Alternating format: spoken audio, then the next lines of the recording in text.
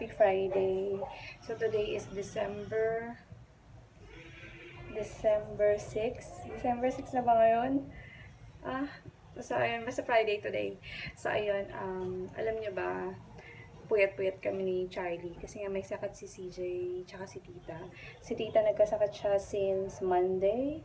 Tapos kagabi naman, madaling araw, si CJ naman. So, ayun, buti na lang naka-leave na nga si Charlie. Tapos ako, work from home ako today. And then, naka-leave na rin ako next week. Pero, next week lang. So, ayun. And then, ngayon si CJ, although ngayon medyo okay na siya. Pero, kanina ang taas ng lagnat niya. And then, ewan ko ba, bigla na siya natakot magpa-doktor. Dati kasi nagpapa-doktor siya. As in, pag masama yung pakiramdam niya.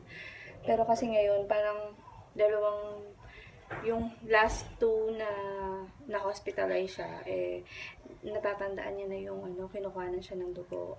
Dito kasi parang SOP yun, na pag mataas yung lagnat, kukuha na ng dugo for dengue. So, imo-monitor na lang namin, pero yun, if hindi pa rin umokay, no choice talaga, kailangan namin siyang dalhin sa doktor. So, anyway, and mukhang hindi rin kayo makapunta kasi supposed to be dapat later yung year-end party namin. So, we'll see kung makakapunta kami. So, yun lang naman. Nak, show them. Are you feeling much better now? Almost. Kailangan kumakain pa rin ng apples. Hi, Robby! Love Tita first! Love Tita! Kain guys, sa Bicol Express. Ako lang nakakain kasi tulog.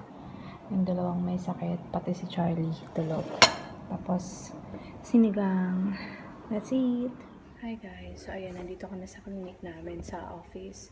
Humingi lang kami ng referral kasi nga, dadalhin namin si CJ dun sa pedya na. So, medyo tumaas na naman kasi yung lagnat niya. Although, yan. Pero kasi, nagko-complain siya na masakit ang ulo niya. Ayun. So, nakaka-praning lang. So, hopefully, wala namang serious. So, we'll see. Dito ako na. Okay. Nilalamig daw siya. Nakalimutan namin yung jacket. So, ayun yung sa pedya niya. Nako. Ay, shit.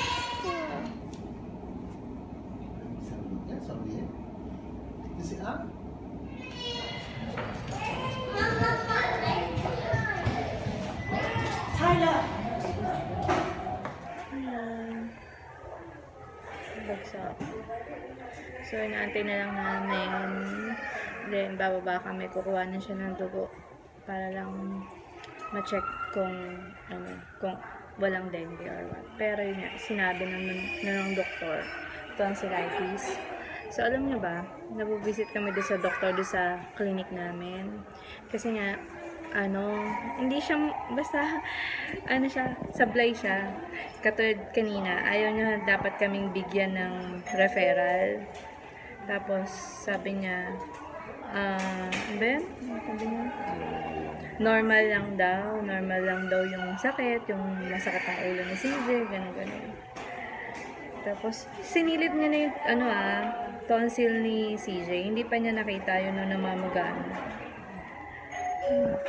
Anyways, so, sana gumaling na. Dapat niya, sinasuggest ng pedya ni CJ na i-admit siya.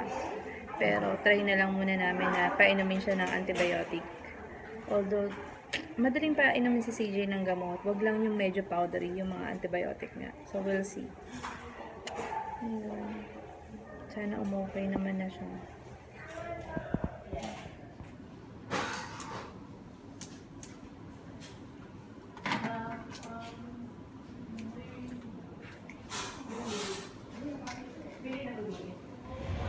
Bumili lang kami ng porridge tsaka ng quesadillas dito. Uwi na. Yan. So, kainan namin sa Uber. Ayan dati. Old building lang sila. Diyan ako nanganak sa side na yan. Tapos ito yung new building nila. Yan. Para siyang Makati Med.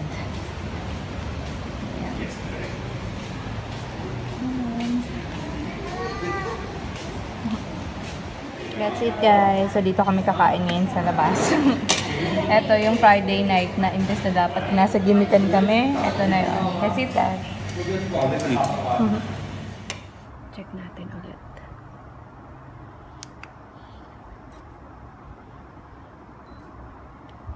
Yan o. Normal na siya. And thank God. Ayun, guys. Mag-good night na rin ako. Kasi maaga rin ang matutulog. So, if ever na